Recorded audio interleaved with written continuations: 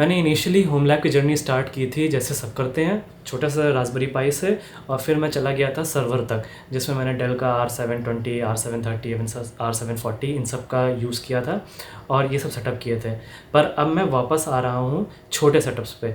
Reason उसका ये है कि ये जो डेल के सर्वर्स होते हैं या जो ये इंडस्ट्रियल नहीं बोलना चाहिए, डेटा सेंटर लेवल के जो सर्वर्स होते हैं, इनमें कुछ डाउन साइड्स हैं जो कि घरों के लिए डजंट मेक एनी सेंस। पहला डाउन साइड ये है कि आवाज़ बहुत करते हैं, दूसरा डाउन साइड ये है कि ये पुराने होते हैं, तीसरा डाउन साइड ये है कि ये पावर बहुत कंज्यूम करते हैं, और चौथा डाउन साइड ये है कि हम इंडिया में रहते हैं।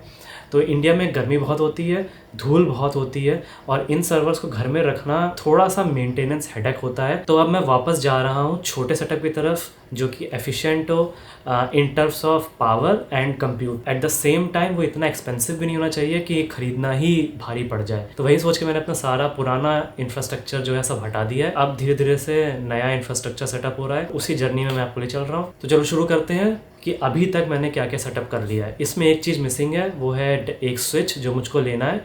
वो जब आ जाएगा तो उसके बारे में तब का तब देखेंगे। ये अमेज़ॉन पे मिलने वाली एक बेसिकली 5 बे स्टेनलेस स्टील की शेल्फ़ है, जो कि इंडस्ट्रियल ग्रेड की शेल्फ़ आती है, आपको बहुत आसानी से अमेज़ॉन में मिल जाती है। 4-5 हज़ार की है ये। तो इसमें लास्ट के 2 नीचे के जो शेल्फ़ हैं उसमें अभी तक टेक का सामान है। ऊपर के जो 3 शेल्फ़ अभी खाली पड़े हैं उसमें बस कबाड़ा भरा हुआ है, इसलिए वो कटा भी हुआ है और मैं नीचे से बैठा हुआ हूँ। नीचे रखने का रीज़न ये है कि केबल मैनेजमेंट आसान हो जाए, छुपा रहे केबल मैनेजमेंट। ऊपर का शेल्फ़ अगर आप देखोगे तो इसमें प्रिंटर रखा हुआ है, जस्ट नॉर्मल। ये डेल का ऑप्टीप्लेक्स जिसकी वीडियो बना चुका हूँ पीएफ सेंस के बारे में। तो अभी तो ये पीएफ सेंस वाला कोई काम नहीं कर रहा है, अभी तो ये बेसिकली एक नोड है मेरे क्लस्टर में। उसके बगल में एक AO स्टार R1 रखा है। अगर मैं इधर शिफ्ट हो जाता हूँ तो इसके बगल में एक AO स्टार R1 रखा हुआ है। इसको मैं अभी डिस्कनेक्ट कर देता हूँ जिससे कि मैं आपको दिखाता हूँ कि इसके पीछे क्या है। ये AO स्टार R1 है। बाय द वे इसकी कॉन्फ़िगरेशन मैंने काफ़ी अपग्रेड कर दी है। मैं रैम कर दी है मैंने 64 GB, और इसमें 1 TB की SSD लगी हुई है, NVMe लगी हुई है, और इसमें 2 लगी हैं हार्ड ड्राइव जो कि 12 TB ईच हैं। तो टेक्निकली 24 TB की हार्ड ड्राइव है, 2 TB की SSD है या NVMe ड्राइव है, और 64 GB इसमें रैम है, और काफ़ी छोटे से फॉर्म फैक्टर में काफ़ी बीफी सिस्टम बन चुका है ये। तो अगर मैं इसमें नेटवर्किंग की बात करता हूँ तो आप ये देखो एक TP लिंक का डब्बा रखा हुआ है, डोको 60 है, I think X60 something like that. ये सिर्फ वाईफाई का एक्सेस पॉइंट है, one of the access point है।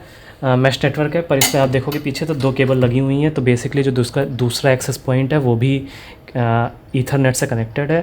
तो सिंपली काफ़ी अच्छा चलता है, ये दिक्कत नहीं देता है, कोई इशू नहीं देता। अगर मैं इसको गिरा दूँ अभी के लिए, इट्स फाइन, अभी गिर सकता है ये।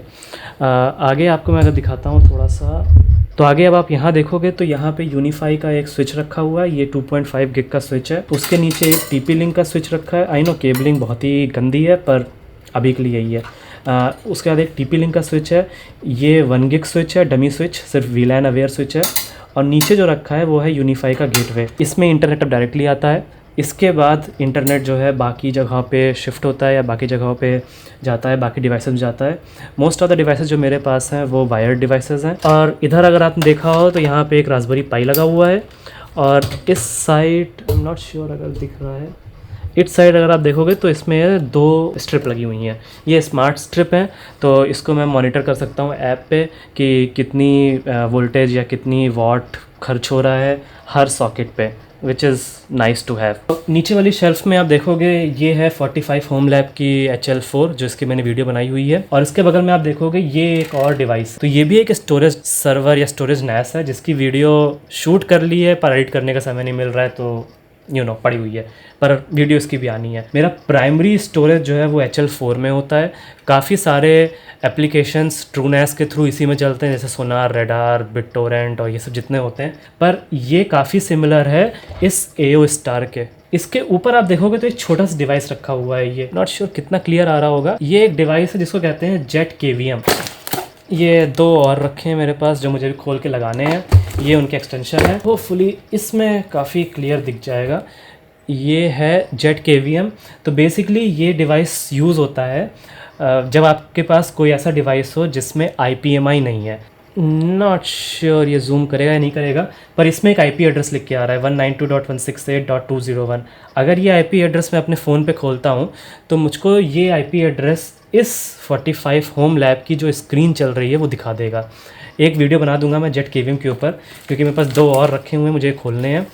ये किकस्टार्टर पे अवेलेबल हुआ था और मैं इसका one of the original backer हूँ। मैं शायद 37th या 38th बैकर हूँ इसका जेट केवीएम का। इनकी कॉन्फ़िगरेशन के बारे में बताऊँ अगर, तो ये दोनों में 12-12 टेराबाइट की 4 हार्ड ड्राइव है, दोनों में 64 GB रैम लगी है और दोनों के प्रोसेसर ऑलमोस्ट सेम है, maybe I don't remember. मतलब इसका प्रोसेसर तो 5700G है, इसका मुझे याद नहीं कौन सा है। इस तरफ अगर मैं दिखाता हूँ आपको,